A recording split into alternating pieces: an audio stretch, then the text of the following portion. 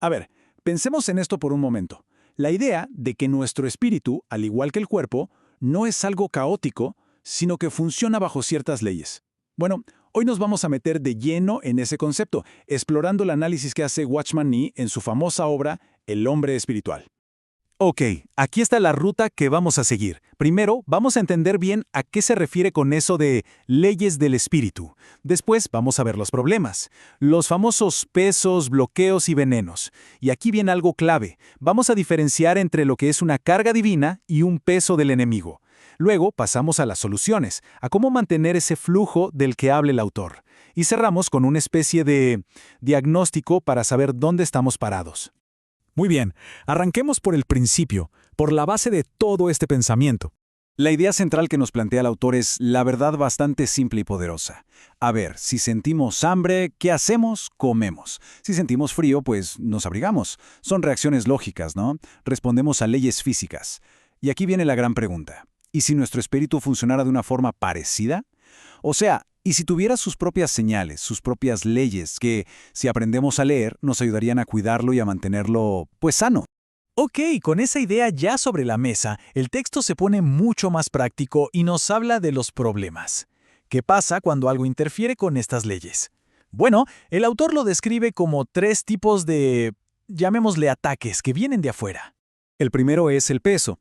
Y hay que imaginarlo literalmente así, como si de repente, sin previo aviso, nos cayera algo encima que nos aplasta.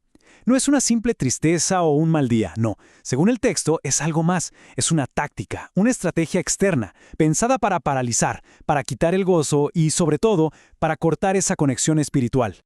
Entonces, ¿qué se hace frente a este peso? La solución que se propone no es pasiva, para nada. No es sentarse a esperar que se vaya. Es una confrontación directa, una resistencia activa, usando la voluntad, usando la voz. Y esto es súper importante. Implica también hacer un trabajo de detective y preguntarse, oye, ¿por dónde entró esto? ¿Qué puerta se quedó abierta? Ok, del peso pasamos al bloqueo. Si el peso venía de afuera hacia adentro, el bloqueo es más bien una sensación de estar encerrado, como que el espíritu quiere salir, quiere expresarse, pero los canales que usa, la mente, las emociones, incluso el cuerpo, están como tapados, confusos, sin energía. Y la solución, de nuevo, es totalmente activa. La idea es romper ese bloqueo desde adentro. El texto es muy insistente en esto. Hay que usar la voluntad, hay que usar la voz. No es solo pensarlo, es hacer una declaración audible, una acción concreta para, digamos, destapar esos canales y dejar que el espíritu se libere. Ahora, el tercer tipo de problema es quizá el más sutil de todos. Para presentarlo, el autor cita esa frase del Evangelio que básicamente apunta a una falta de conciencia sobre el propio espíritu. Y esto nos abre la puerta a lo que él llama los venenos espirituales. Estos venenos son diferentes. Si el peso y el bloqueo son como un ataque frontal, un asalto, los venenos son más como una infiltración silenciosa. Son esas pequeñas ideas de resentimiento, de orgullo, de crítica, que se van metiendo poco a poco. Y si se les deja entrar, terminan contaminando todo por dentro. El texto da una señal de alerta muy interesante, casi física, un cambio en el tono de voz, que se vuelve duro, áspero. Bueno, hasta ahora hemos hablado de problemas que vienen, por así decirlo, de afuera. Pero el análisis no se queda ahí. También se explora un problema que se origina adentro, uno que el autor llama el hundimiento del espíritu. A ver, ¿qué es este hundimiento? Pasa cuando el espíritu, que en teoría debería estar orientado hacia arriba, hacia Dios, se da la vuelta y empieza a mirarse a sí mismo. Se enfoca en sus propias emociones, sus sensaciones, sus pensamientos, y al hacer eso, pues pierde su posición, se sale de su lugar y termina, como dice el texto, sumergido por el alma. Y con esto llegamos a un punto, yo diría que crucial, un verdadero punto de inflexión en todo el análisis. Porque, y esto es muy importante, no todo lo que se siente pesado es necesariamente malo. Aquí es donde se vuelve vital aprender a distinguir entre un peso del enemigo y lo que el texto llama una carga divina. Y la diferencia es fundamental. Miren qué claro. Un peso del enemigo aplasta, silencia, deja a la persona sin salida. Es opresivo. En cambio, una carga que viene de Dios hace todo lo contrario. Impulsa a la acción.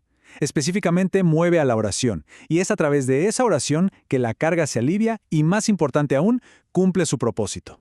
Muy bien, ya que se diagnosticaron los problemas, el enfoque del texto cambia. Ahora pasamos de estar a la defensiva a la ofensiva. o sea, a cómo mantener de forma proactiva una buena salud espiritual. Y para explicar esto, el autor usa una metáfora que es potentísima. La vida espiritual, dice él, no debería ser como la marea del mar, que sube y baja. Debería ser más como un río que fluye constantemente, porque su fuente nunca se seca. Claro, esto inevitablemente nos lleva a preguntarnos, si la fuente es constante, ¿por qué entonces se sienten esas mareas bajas espirituales? ¿Qué es lo que hace que el río a veces parezca detenerse? La respuesta que da el texto es súper directa y cambia toda la perspectiva. El problema, nos dice, no está en la fuente. La fuente siempre está fluyendo. El problema está en el canal por donde pasa el agua. Hay algo que lo está tapando, una obstrucción. Así que la tarea queda muy clara. No se trata de sentarse a esperar a que suba la marea. Se trata de buscar activamente qué es lo que está obstruyendo el paso.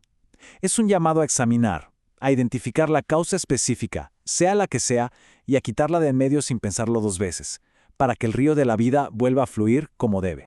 Y ya para ir cerrando, el autor como que resume todo lo que hemos visto y lo convierte en una especie de herramienta de diagnóstico rápido. Un marco sencillo para poder entender cuál es la condición interna en un momento dado.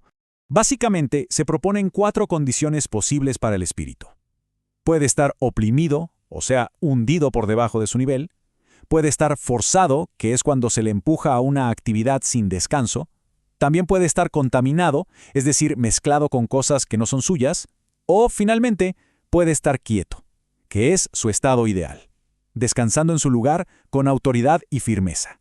Al final, todo este análisis no busca ser pura teoría, es más bien una invitación a la autoconciencia, al discernimiento, y nos deja con esta pregunta final, que no es para una respuesta rápida, sino más bien para una reflexión profunda.